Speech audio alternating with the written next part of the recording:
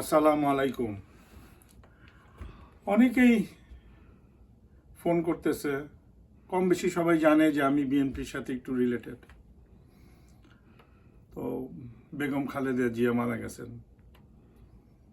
এটা আমাদের সবার জন্য, বিশেষ করে আমার জন্য তো খুবই কষ্টকর। কারণ অনেক সময় আমি ওনার সাথে ছিলাম, অনেক আদর করছে আমার। উনি খুব শখ ছিল একবার যে ওনাকে জীবিত অবস্থায় আল্লাহ যদি দেখাইতো।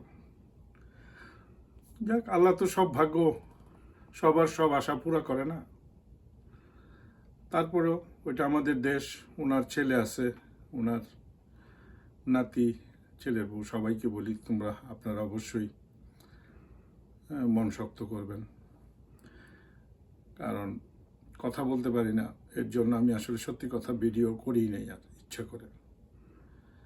তো বাংলাদেশের মানুষ সবার কাছে ওনার জন্য দোয়া চাই যে উনাকে যেন আল্লাহ জান্নাতুল ফেরদৌস দেন।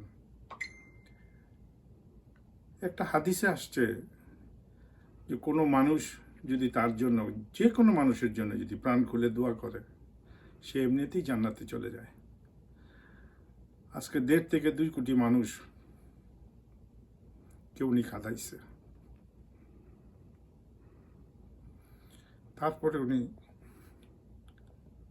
আমাদেরকে ছেড়ে চলে গেছে।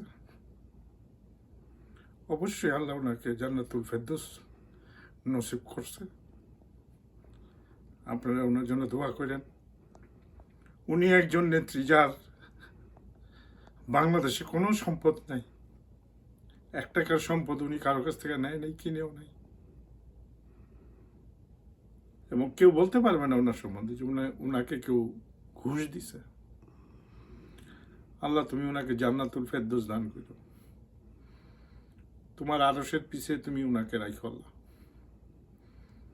উনাকে আমাদের নবীজির পাশে জায়গা দিও। সবই তোমার হাতে। আসসালামু আলাইকুম, আল্লাহ হাফেজ।